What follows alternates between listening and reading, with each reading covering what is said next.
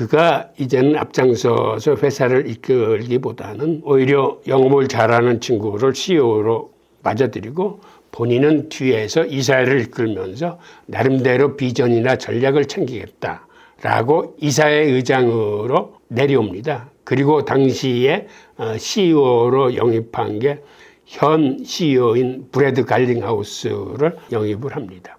그래서 브래드 갈링하우스가 2016년서부터 리플을 이끌기 시작해요.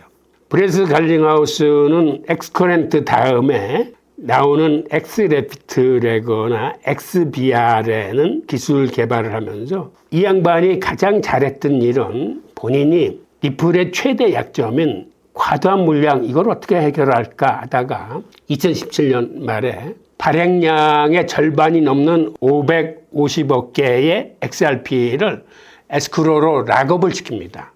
즉 이렇게 큰 물량이 시장에 나오면은 리플 가격이 폭락할 게 뻔하기 때문에 이거를 락업을 시켜서 매월 초에 한 10억 개씩만 시장에 풀자라는 그러한 정책을 도입합니다. 사실은 그나마 이러한 550억 XRP가 지금 락업이 돼서 매월 10억 개 정도만 나오고 10억 개도 시장에 한 방에 땅 터뜨리는 게 아니라 필요할 만큼만 시장에 풀고 또 나머지는 다시 회수해서 락업시키는 이러한 전략을 갖고 지금 가격 지지 정책을 쓰고 있습니다.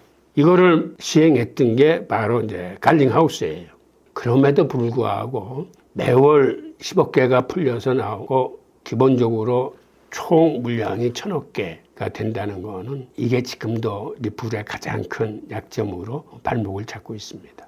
자, 그 다음에 엑스커렌트 다음에 나온 기술이 엑스레피트인데 엑스레피트는 한마디로 은행들이 송금을 하기 위해서 서로 환전을 할 경우에 여러 나라의 통화를 환전을 위해서 미리 싸두고 있어야 됩니다. 이건 사실 프리펀딩이라고 그러는데 그러다 보니까 이 환전용 통화를 싸두는 데만 돈이 많이 들어가요.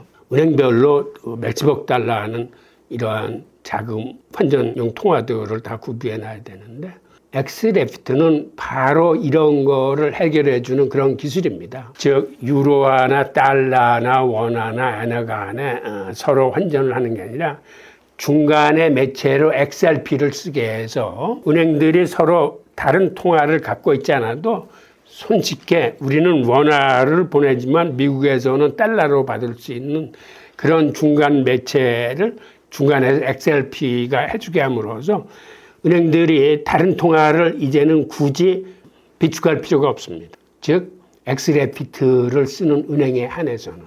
즉 한마디로 XRP가 중간에 이제 브릿지 통화로 쓰이게 되는 거죠. 이거는 지금은 이제 온디맨드 유동성이라고 그래서 ODL이라고 불리우는데 엑스레피트나 똑같은 개념입니다. 그리고 XBR라는 건 뭐냐면 은행들이 블록체인이나 뭐 엑스커렌트나 엑스레빗 같은 이런 기술적인 기능을 몰라도 손쉽게 그들이 그들의 인터페이스에서 이거를 이용해서 송금 버튼 하나 누르면 자동적으로 송금이 되는, 그러니까 기술적인 기능이 어렵더라도 그거를 구현하기 위해서 여러 가지 어려운 방법으로 쓰는 게 아니라 인터페이스상에 나타난 버튼이나 이런 걸 가지고 쉽게 쓸 수 있도록 리플 측이 만들어서 그 은행들을 위해서 쓴 기술이 바로 XBR라는 이런 기술입니다. 이건 한마디로 리플이 갖고 있는 리플 원장이나 엑스커렌트나 엑스레피트 같은 이런 기능들을 은행들이 그들의 인터페이스에서 쉽게 쓸 수 있게끔 리플이 개발한 그런 기술이라고 이해하시면 돼요. 그리고 이러한 핵심 기술들을 다 모아서 엑스커렌트나 엑스레빗이나 엑스비아를 가지고 리플넷이라는 단일 브랜드로 2019년도에 통합을 합니다. 그러니까 이런 기술들을 일일이 알지 않아도 리플넷을 쓰게 되면은 거기에 자연스럽게 이런 기술들을 다 쓸 수 있는 그러한 시스템을 2019년도에 만들어내요. 그래서 지금은 이런 기술들이 다 리플넷이라는 네트워크에 통합되어 있습니다. 자, 리플이 갖고 있는 이 기술의 우선 특징을 보면 첫째는 속도의 혁신입니다. 지금 스위프트 시스템은 그들도 리플을 의식해서 많이 개선을 했어요. 그럼에도 불구하고 그들이 송금 시간이 과거에는 굉장히 오래 걸렸는데 최근에는 줄여가지고 한 2, 3일 정도로 이거를 단축시켰습니다. 그 다음에 송금 수수료도 과거에는 8% 내지 23%였었는데 요새는 한 6% 내외로. 그럼에도 불구하고 기본적으로 리플하고는 상대가 안 됩니다. 리플의 비용은 이제는 거의 돈이 들질 않아요. 수수료가 들지 않고 특히 최근에는 스테이블 코인 같은 게 무료로 보낼 수 있는 이런 시스템도 많이 나오고 그러다 보니까 리플은 상징적으로 수수료를 받을 뿐이지 수수료는 이제는 거의 공짜에 가깝습니다.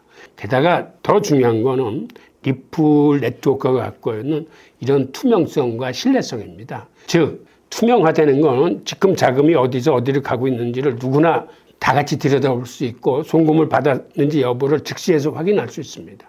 근데 스위프트 시스템은 즉시에서 확인하는 게 안 돼요. 그리고 중간에서 사고가 나면 어디서 사고가 났는지를 돈을 보내는 사람이 알 수 없는 그러한 시스템입니다. 결국 궁극적으로는 스위프트 시스템을 앞으로 리플과 오랜 기간 공존을 하겠지만 궁극적으로는 아마 리플이 대체하게 될 겁니다. 그리고 이제는 리플과 경쟁하는 이런 송금 혁신을 갖고 나온 그런 시스템들도 많이 생기고 있기 때문에 이제 이 시장은 시간이 흘러가면은 아무래도 이런 신기술을 갖고 있는 쪽으로 시장이 정리되지 않을까 하는 겁니다. 그리고 또 하나의 특징은 접근성의 확대입니다.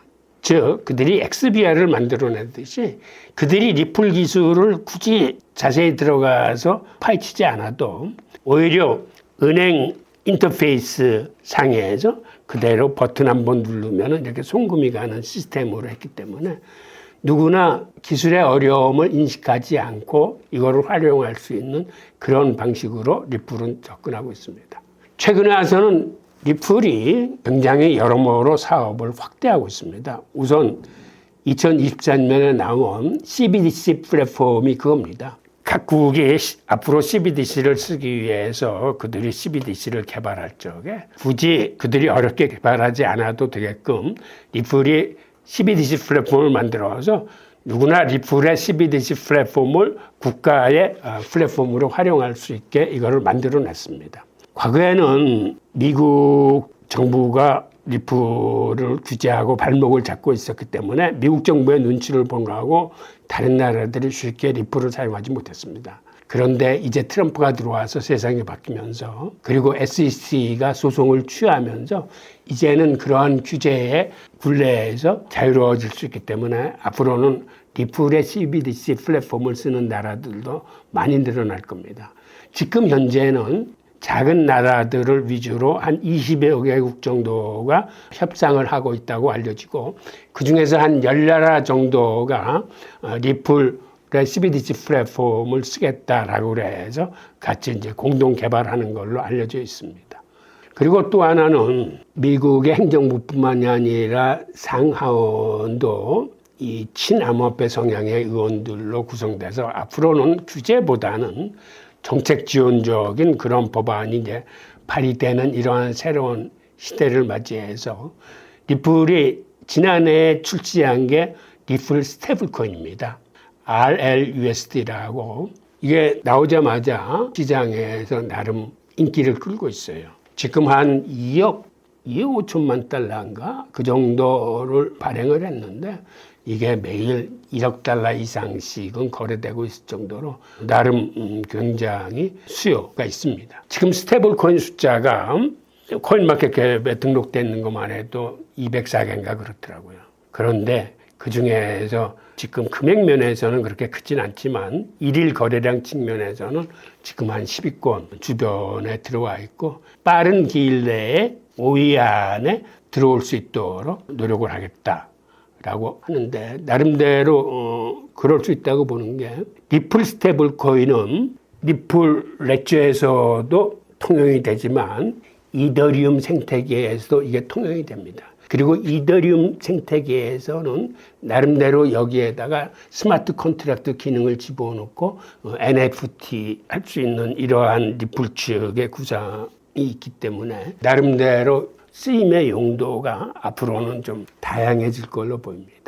그리고 과거에는 미국이 규제를 하고 있었기 때문에 리플이 사실은 외곽으로 좀 떠돌아다녔어요. 그러니까 미국 중심으로 영업을 한 게 아니고 일본, 동남아, 중동, 중남미 이런 쪽으로 주로 영업을 하고 해외에서 그쪽 사람들을 직원으로 채용을 해서 즉 해외 시장 위주로 영업을 했었는데 미국이 정권이 바뀌고 친암호화폐 정책을 내세우기 시작하면서 이제 리플도 마켓의 초점을 미국으로 맞추기 시작했습니다.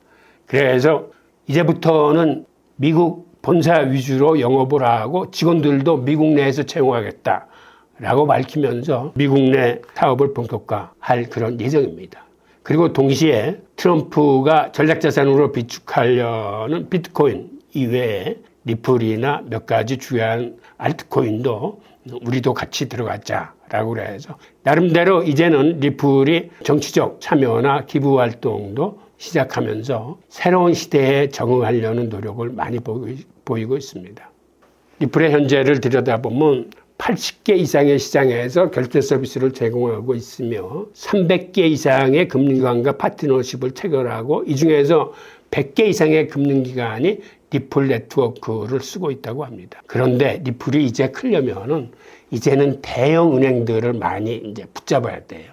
과거에는 대형 은행들이 리플을 좀 쓰기를 꺼려했습니다. 그런데 이제는 세상이 바뀌었고 그리고 과거에는 은행들이 리플을 잘 쓰지 못한 중요한 이유 중에 하나도 과거에는 법 자체가 이러한 가상자산을 은행이 보유하지 못하게끔 법으로 규제를 했습니다. 그런데 지난해 말에 그 악법이 폐지가 됐어요. 그래서 이제는 은행이 암호화폐 수탁 사업이나 암호화폐를 보유하거나 암호화폐를 갖고 사업하는 게 본격화될 가능성이 있습니다. 이런 식으로 앞으로는 리플이 어떻게 마케팅 전략을 펴나가느냐 그리고 여태까지 이렇게 꾸준히 끊임없이 신기술을 개발해 왔듯이 앞으로도 얼만큼 끊임없이 기술을 개발해 낼 수 있느냐 하는 능력이 바로 리플의 미래를 결정할 것 같습니다. 자, 오늘 이야기는 여기까지입니다. 감사합니다.